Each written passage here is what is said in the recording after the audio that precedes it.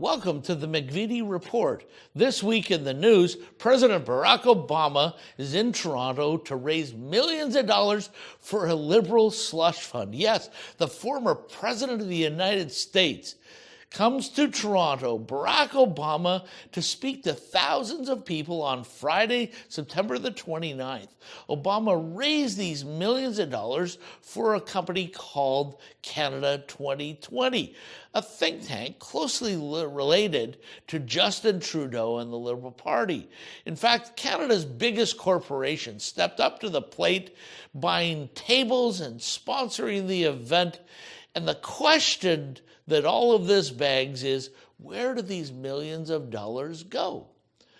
And who benefits? Well, you'd think that the Liberal Party would have learned their lesson a decade ago with the ad scam sponsorship scandal that drove them from power. But no, here we go again with massive amounts of money going to close friends in an organization so close to the Liberal Party that you can't determine where one stops and the other begins.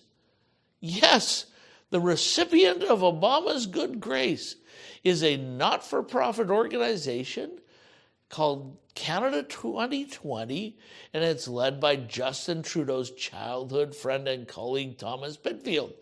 Thomas grew up with the Trudeaus. Why? Because his father, Michael, worked alongside Pierre Elliott Trudeau. And then when Justin was running to become prime minister, Thomas became his chief digital strategist during the election. And now he runs the Liberal List, the party's database. But it even gets closer than that because Thomas is married to the president of the Liberal Party, Anna Gainey, and Thomas travels with the prime minister.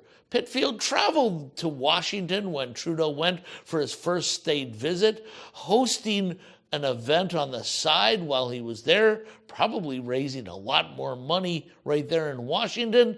And then Trudeau even brought Pitfield on his infamous New Year's Eve party trip to the Aga Khan's Bahamian island.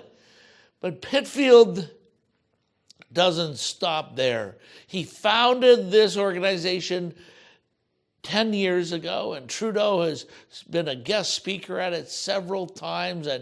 And yes, this self-described progressive think tank even has rented office space to the Liberal Party.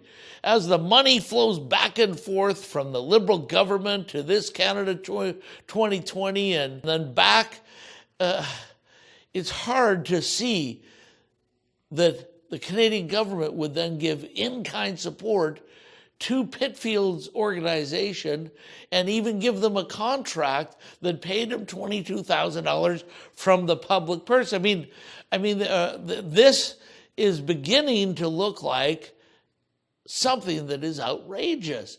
And then to make it even worse, in the spirit of zero tolerance, no, zero transparency, Trudeau's friends and colleagues at Canada 2020 have refused repeatedly to disclose their financial statements to see where the money goes.